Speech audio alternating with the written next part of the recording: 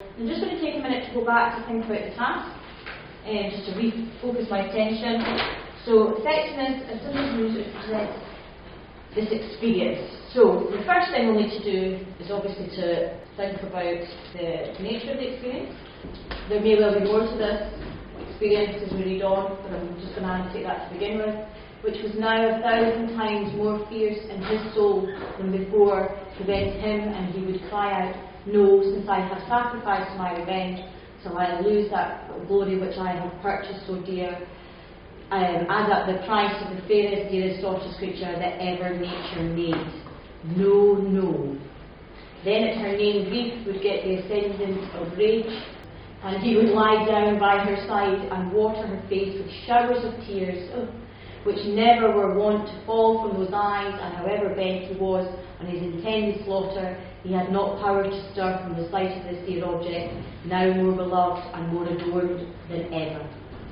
He remained in this deplorable condition for 2 days, and never rose from the ground where he had made her sad sacrifice.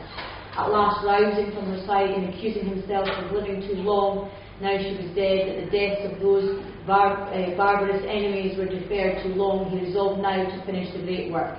But offering to rise, he found his strength so decayed that he reeled to and fro like boughs assailed by contrary winds, so that he was forced to lie down again and try to summon all his courage to his aid.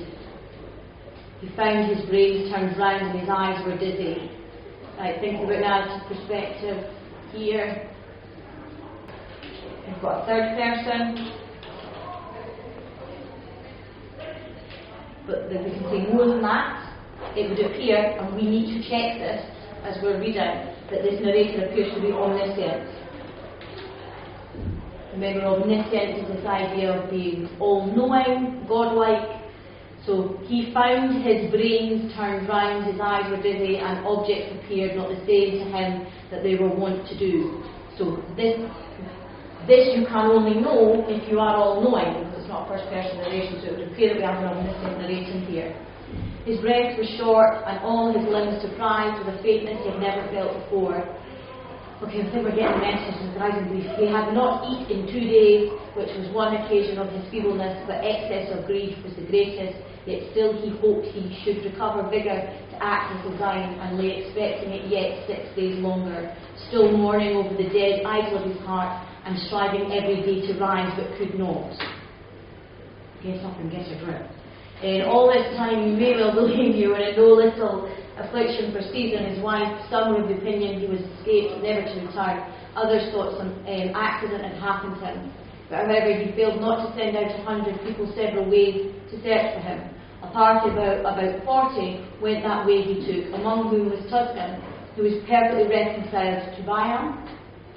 They had not gone very far into the wood, but they smelt an unusual smell as of a dead body. For stinks must be very noisome, that it could be distinguished among such a quantity of natural sweets, lovely, as every inch of that land produces. Some of the imagery here is quite awful. Just going to mark that. So the brutality, I don't think that's the best quote. I'll need to go find a better one, but I think the brutality is marked with the writer's imagery. And then if we go back towards the beginning where he does his, I think possibly you'll want to look at that. So going back to the question, Nietzsche's very much in his own wife.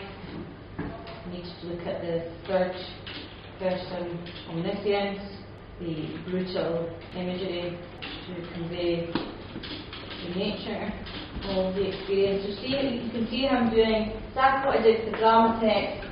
As I'm analysing, I'm going back to produce this list that I will work through when I get to the end.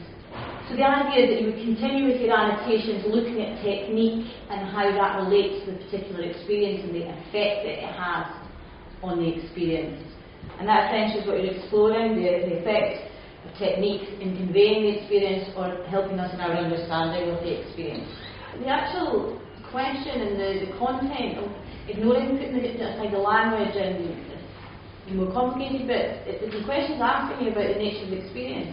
It's pretty straightforward. He's decapitating his wife, who's pregnant with his child. It's a pretty brutal thing to do, and it is So in some ways it's actually a fairly straightforward task. How is the brutality conveyed? But there's also going to be this, I think, the extract develops kind of moralistic question about his characterisation and why he did what he did. And so I think this actual task is fairly straightforward.